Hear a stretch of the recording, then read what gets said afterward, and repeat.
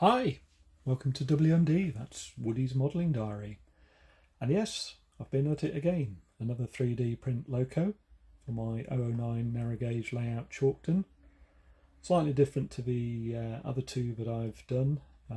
This one's more of a normal diesel Loco than a maintenance vehicle.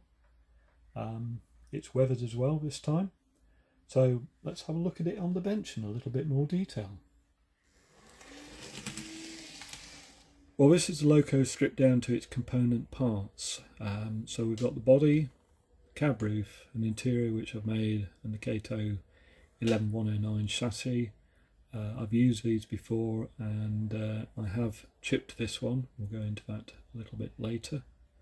The great thing about Resin 3D prints is that basically you get the entire sort of model in one go, although there are two parts to this. I wouldn't really call it a kit just because it's got a separate cab roof.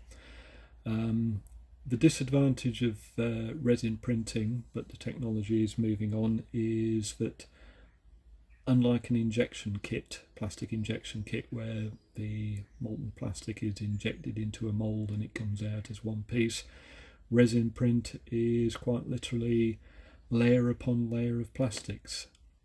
So the nozzle sort of goes around and puts one layer on and then the next layer, and so on and so on.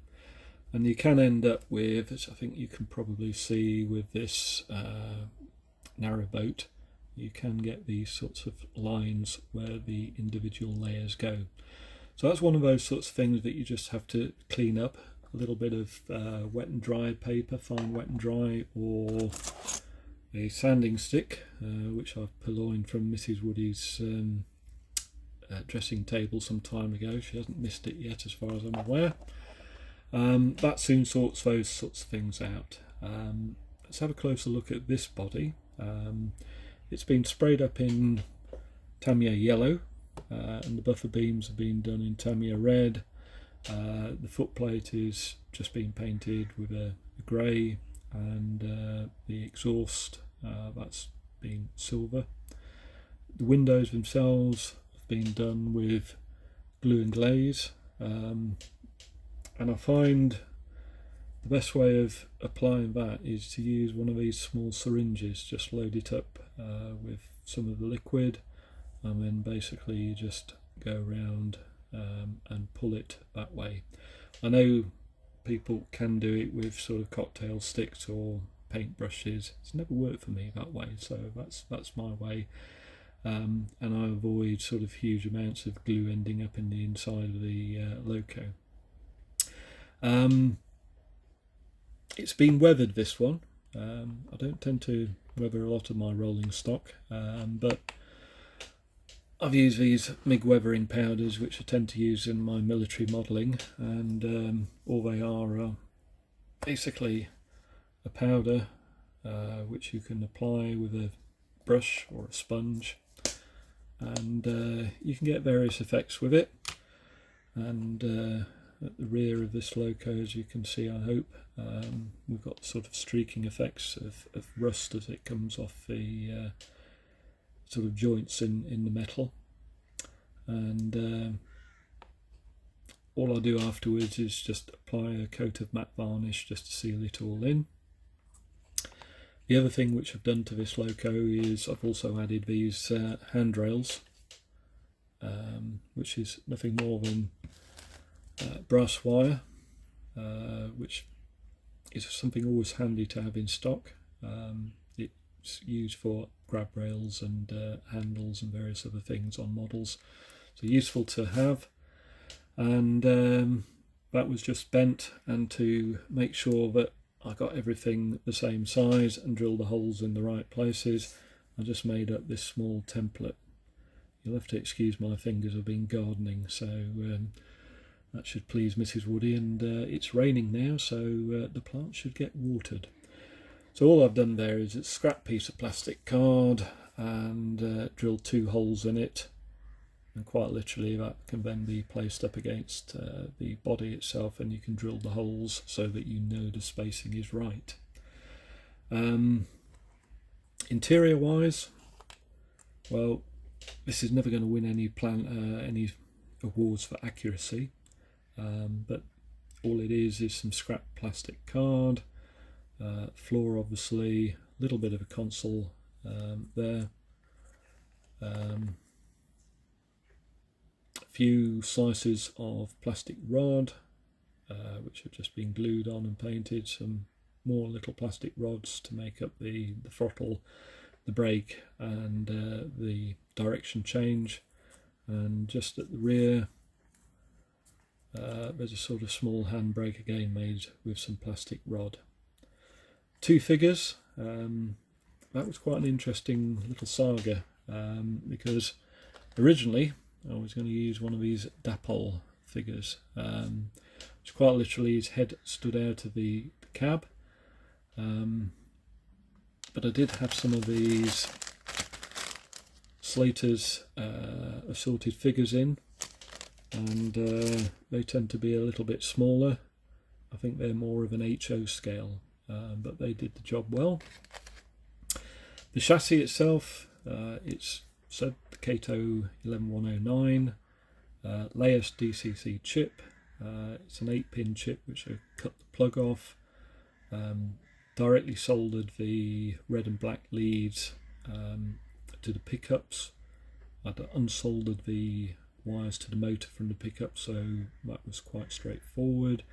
And then basically the pickup wires went to the orange and grey wires of the chip. A little bit of heat shrink round there just to make sure there's no short circuits. And then it was just the spare wire coiled up. I might put a light in it, an LED, so I've left the other wires in place at the moment.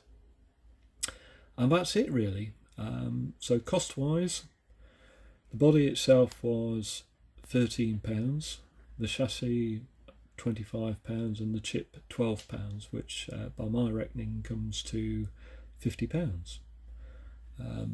The scrap plastic card, that was in stock. Obviously the two figures were in stock. The rest of the sort of paints and weathering powders and glue and glaze are things which I have anyway. So for £50 you can't go too far wrong. Plus you have a lot of fun putting this together.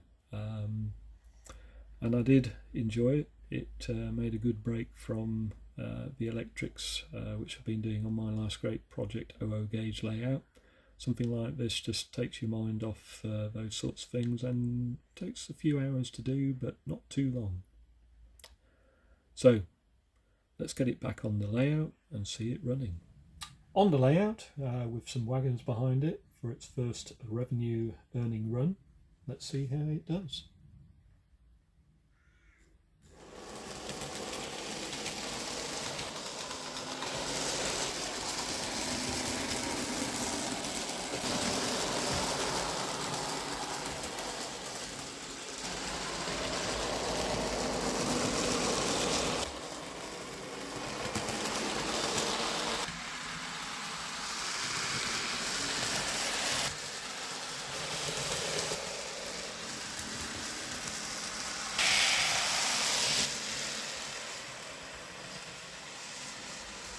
Well, I'm really pleased with that. Runs nicely.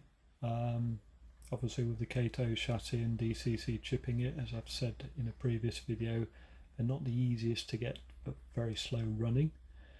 But you see before you the three 3D printed locos that I've built. The two maintenance locos and this diesel loco here.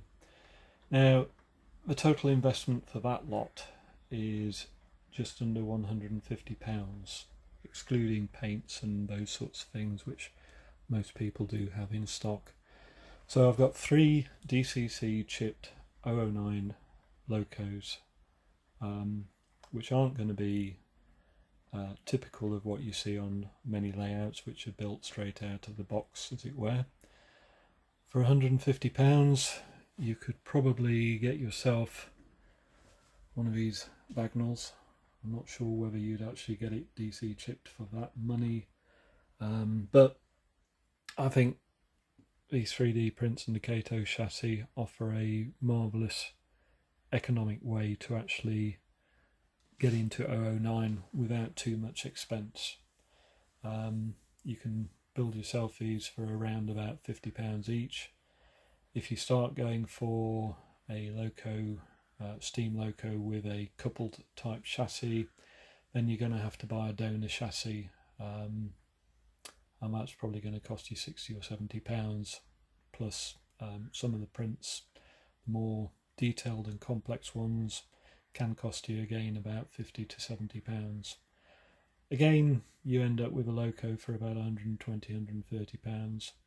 But the big part is that with all of these 3D prints, you have a lot of fun and come out with something individual which other people won't have. That's how I see it anyway. So, if you do see 3D prints at an exhibition or in a shop, have a look. Could be something that you might want to try. And of course, it's just not 009, which is the chosen gauge for most of the 3D printers. There are O gauge, and I guess even M gauge wagons and locos being printed out there. So have a look, see what tickles your fancy, and have a go. That's all I can say. This was totally new to me 6 months ago, and this is where I've got to, and I would certainly encourage anybody to see what they can do with it. Anyway, enough of me rambling on. Thanks very much for watching. If you watched this far, if you watched this far, I'll start again. Thank you very much. I hope it's been of use and you found something of interest in there for you. And to those who subscribe, I always say this, I'm always amazed that people do subscribe, but thank you very, very much. It is very much appreciated and unexpected, but thank you. Anyway, I'll cut this video off now and just say thanks very much. You take care of yourselves and we'll see you again. Bye.